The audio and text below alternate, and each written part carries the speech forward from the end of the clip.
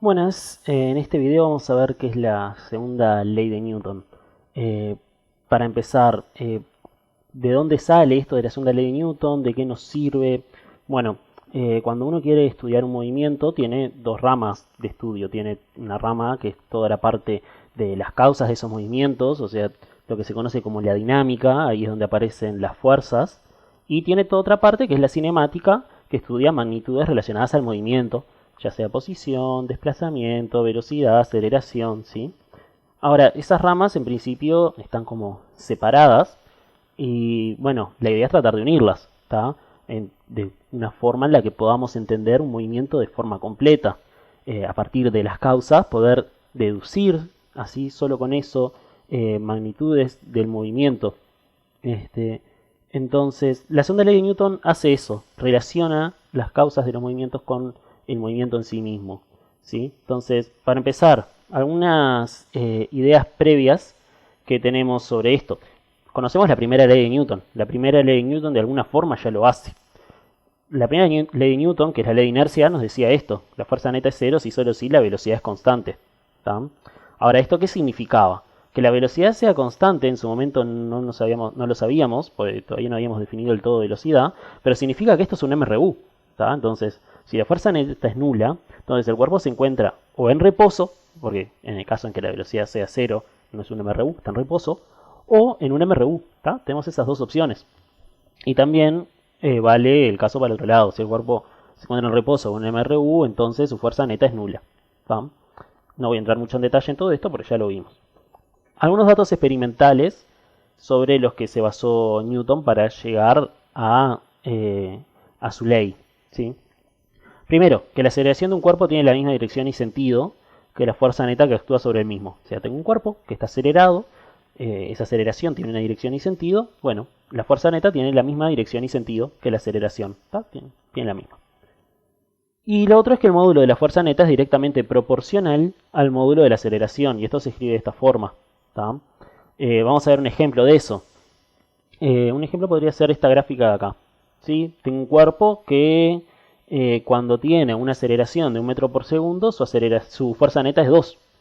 Y que cuando tiene una aceleración de 2 metros por segundo, su fuerza neta es 4. Y que cuando tiene una aceleración de 3, su fuerza neta es 6.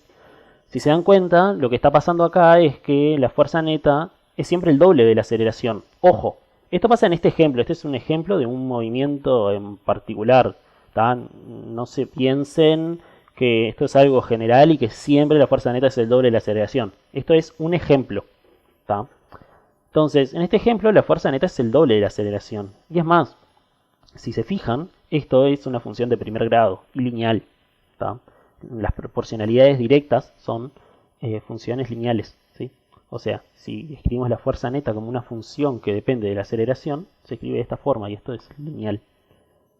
Entonces, la constante proporcionalidad es una propiedad de cada cuerpo. A ver, en este caso, la fuerza neta siempre es el doble de la aceleración. Este 2 de acá, es una constante de proporcionalidad.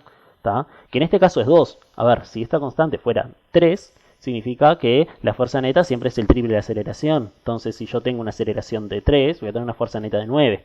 Si fuera, no sé, 0,5, me diría que es siempre la mitad. Entonces, si tengo una aceleración de 2, voy a tener una fuerza neta de 1. Claramente las gráficas cambiarían, ¿no? Sería también una recta, pero estaría inclinada de otra forma. Igualmente pasaría por el 0 porque es lineal, ¿sí? No tiene un término independiente. Entonces, ahora, ¿quién es esta constante de proporcionalidad? ¿Nosotros la conocemos ya de antes? Sí. Esto es la masa, ¿tá? La masa inercial se llama esta. La masa inercial es la constante de proporcionalidad anterior. Y entonces, ¿de qué forma la definimos? Bueno, la masa vamos a decir que es fuerza neta sobre aceleración. O sea, tengo un cuerpo, le aplico una fuerza neta, veo cuánto acelera, y cuando hago esta división, fuerza neta sobre aceleración, en este caso me hubiera dado 2, que era la constante de proporcionalidad. Bueno, acá, en caso general, decimos, bueno, la masa inercial es fuerza neta sobre aceleración. Y esta es la definición formal que tenemos sobre el qué es la masa. ¿Tá? Si bien nosotros la usamos, la masa, desde hace tiempo, esta es la primera vez que la definimos de forma más o menos formal. ¿Sí? Porque la definición esa de qué es la cantidad de materia, le falta un montón de formalidades, no es lo mejor que tenemos. Esto sí está bien. Está seguro. Fuerza neta sobre aceleración es una buena definición en principio sobre masa. Que tampoco es que nos diga tanto, pero bueno. Y bueno, inercial. Inercial obviamente proviene de inercia. ¿Sí? Vamos a ver con algún ejemplo más adelante a qué me refiero con esto. Pero tengan claro que el inercial viene de ahí. ¿Sí? Pero antes de eso, ¿hay otra masa además de la inercial? O sea, ¿por qué le estamos poniendo inercial? ¿Por qué no pongo solamente masa y listo? Si ya sabemos qué es la masa más o menos, pongo masa y se acabó. Bueno, la respuesta es que sí, hay otra masa, que es la masa gravitatoria. Entonces, recordemos la fuerza peso. La fuerza peso dijimos que era la masa por la aceleración gravitatoria, G. Ahora, esta masa que aparece acá, ¿cuál es? Esta no es la inercial. Esta masa que aparece acá es la masa gravitatoria. ¿Tá? Entonces, ¿cómo definimos la masa gravitatoria? Y peso sobre G, despejamos de acá. Esto no es exactamente así, estamos teniendo una aproximación porque todavía no hemos visto en detalle el cómo funciona la gravedad, pero bueno, es una primera idea para tener más o menos esto claro. ¿Sí? Pero, ¿qué es esta masa que aparece acá? Esta masa es lo que me relaciona la fuerza con la que me atrae la Tierra. Cuanto más tengo de este número, la Tierra me atrae con una fuerza más grande. Eso es esta masa. Ahora, la masa inercial, que está acá, no tiene nada que ver. Esta masa lo que me dice es una relación entre la fuerza neta que se le aplica a un cuerpo y su aceleración. Si se fijan, conceptualmente no tienen nada que ver. Son cosas muy diferentes. Ahora, ¿por qué ambas se llaman masa? En principio uno dice, o sea, complicaron con el nombre sin necesidad, porque si son cosas distintas, ¿por qué le ponemos el mismo nombre? Es para confundirse uno. Entonces, ¿existirán dos masas o será lo mismo? Bueno, sí, tenemos dos masas diferentes, conceptualmente son cosas diferentes, como les estaba diciendo. Ahora, lo que pasa es que por suerte, ambas tienen el mismo valor. Por lo que simplemente hablamos de la masa y no nos complicamos con si es inercial o gravitatoria. ¿A qué me refiero? A que si yo tengo un cuerpo, mido su fuerza-peso y le divido G, esto me da un número, y ese número tiene que ser el mismo que si yo le aplico una fuerza neta y mido cuánto vale, y mido la aceleración que tiene cuando le aplico esa fuerza neta, eso me da un número que tiene que ser igual justamente a este. Tienen que ser iguales estos dos números, la masa inercial y la masa gravitatoria. Entonces, por suerte, ambos tienen el mismo valor. Entonces, como tienen el mismo valor, decimos, bueno, ya fue. Ni nos compliquemos, ni veamos qué es más inercial, qué es masa gravitatoria. Esto es la masa. Y punto. Se acabó. ¿Por qué? Porque da lo mismo. Entonces decimos, esto es la masa. Pero sepamos que conceptualmente son cosas diferentes, la masa inercial de la masa gravitatoria. Ahora, la pregunta es, bueno, ¿por qué? ¿Por qué son iguales? Porque yo no le di ninguna justificación, solo les dije qué pasa. Y la respuesta es que no sabemos, ¿sí? O sea, lo que sí sabemos es que cada vez que las medimos nos dan exactamente iguales, ¿tá? Pero nos falta la respuesta. O sea, realmente no sabemos por qué estos dos números son iguales. Podría ser que sea solo una casualidad, ¿sí? Yo personalmente no creo que esto sea una casualidad. Me parece que justo si dan iguales, tiene que haber una razón detrás de todo esto. Pero bueno, todavía no se sabe la razón de esto. Ahora que sabemos entonces más o menos qué es la masa y vimos también los datos experimentales que hizo Newton, podemos definir la segunda ley de Newton, postularla. La segunda ley de Newton es todo este choclo de acá. La aceleración de un cuerpo es directamente proporcional a la fuerza neta que actúa sobre él, inversamente proporcional a su masa. Además, la fuerza neta y la aceleración tienen la misma dirección y sentido. Todo este choclo, que si alguno quiere puede pausar, leerlo y tratar de ir viendo parte por parte, básicamente lo que quiere decir es esto, que la fuerza neta es la masa por la aceleración. Esto es la segunda ley de Newton. Entonces, veamos más detenidamente esto. Y volver al enunciado de acá. Si se fijan, esto es un producto entre un escalar, porque la masa es una magnitud escalar, y un vector. Entonces, claramente, la fuerza neta tiene que tener la misma dirección y sentido que la aceleración, por ser un producto entre un escalar y un vector. Entonces, lo primero que dice, la aceleración de un cuerpo está... Además, la fuerza neta y la aceleración tienen la misma dirección y sentido. Bueno, eso sale de que es esto, un producto acá. Y lo otro es que es directamente proporcional a la fuerza neta, la aceleración, e inversamente proporcional a la masa, sale de esta ecuación, ¿sí? Lo estábamos viendo de antes, el ejemplo anterior, por cómo definimos la masa, nos queda de estas proporcionalidades. Lo de la proporcionalidad inversa lo vemos ahora con algún otro ejemplo igual. ¿Tá? ¿Qué unidades tiene cada cosa? Bueno, la unidad de la fuerza neta es Newton, la de la masa el kilogramo y la de la aceleración metro por segundo al cuadrado, como venimos usando de toda la vida para cada una de estas magnitudes. Ejemplo, tenemos un auto de masa 700 kilogramos que se mueve con una aceleración constante de módulo 3,0 metros por segundo al cuadrado. ¿Cuál es la fuerza neta que actúa sobre el auto? Bueno, si usamos la segunda ley de Newton, directamente sale la fuerza neta, ¿sí? Porque tenemos ya el valor de la masa y la aceleración. Entonces hacemos esta cuenta y lo que nos da es 2,1 por 10 a la 3. Esto es 2100, ¿sí?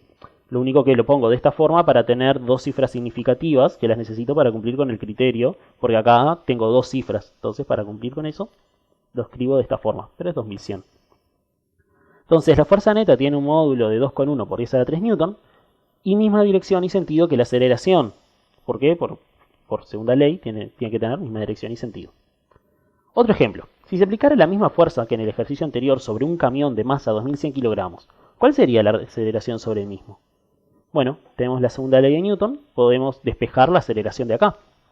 Entonces nos queda esto, fuerza neta sobre masa. Y si hacen esta cuenta les da 1,0 metros por segundo al cuadrado. Ahora quiero que vean lo siguiente. Tenemos acá un camión de masa 2100 y acá tenemos un auto de masa de 700 kilogramos. Si se fijan, la masa del camión es el triple, está claramente más grande.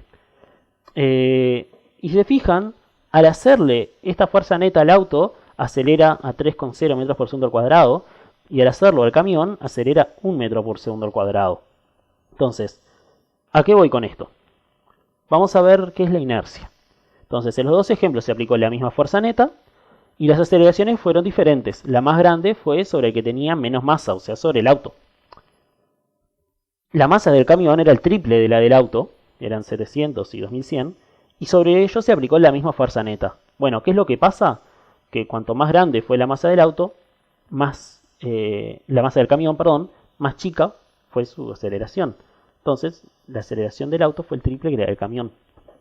Esta es la proporcionalidad inversa. Cuanto más grande es la masa, más difícil es acelerarlo, más chica es la aceleración, ¿sí?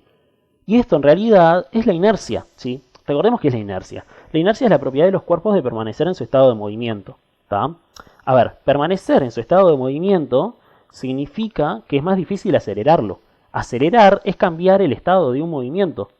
Entonces, justamente esto, cuanto más grande es la masa de un cuerpo, más difícil es acelerarlo. Nos lo dice la segunda ley de Newton. Entonces, de ahí viene el nombre de masa inercial, ¿sí? La inercia es caracterizada por la masa. Cuanto más grande es la masa, más inercia tiene un cuerpo. De ahí viene eso, el nombre de masa inercial. Y la inercia sale de acá, sale de la segunda ley de Newton. Más que de la primera, tiene más sentido acá la inercia. Otro ejemplo. Bueno, y que quede claro que acá se veía lo de la proporcionalidad inversa de la que hablaba el enunciado de la segunda ley, ¿no? Otro ejemplo. Sobre una pelota se aplica una fuerza de un valor de 100 newtons. Esta sale disparada con una aceleración de 125 metros por segundo al cuadrado. ¿Cuál es la masa de la pelota? Bueno, de la segunda ley de Newton podemos despejar la masa. Esto nos queda así, fuerza neta sobre aceleración, si hacen la cuenta, les da 0,8, que pongo 0,800 para cumplir con el criterio de cifras significativas, porque estos dos números tenían 3. Entonces la masa de la pelota es 0,800 kilogramos. Y vamos a relacionar ahora esto de la segunda ley con movimientos rectilíneos que ya conocemos, o sea, el MRU y el MRUA. Para empezar, ¿qué pasa si la fuerza neta es 0? ¿Qué es lo que nos dice la segunda ley en este caso? Lo que nos diría la segunda ley en este caso es justamente que la aceleración es 0, ¿sí? Entonces, ¿qué significa que la aceleración sea 0? La aceleración lo que nos mide de alguna forma es el ritmo de cambio de la velocidad. Era delta v sobre delta t, variación de velocidad sobre variación de tiempo. Entonces, si la aceleración es 0, lo que estoy diciendo es que mi velocidad no varía. Tengo un cuerpo que se mueve siempre a la misma velocidad. Eso es una velocidad constante y eso es un MRU. Entonces, si la fuerza neta es nula, entonces el cuerpo se encuentra en un MRU o en reposo, si además su velocidad es nula, ¿tá? Pero, si se dan cuenta, este es el resultado al que llegamos en la primera ley de Newton, que si la fuerza neta era 0, entonces la velocidad era constante. Entonces, de alguna forma recuperamos la primera ley de Newton solo de la segunda, ¿sí?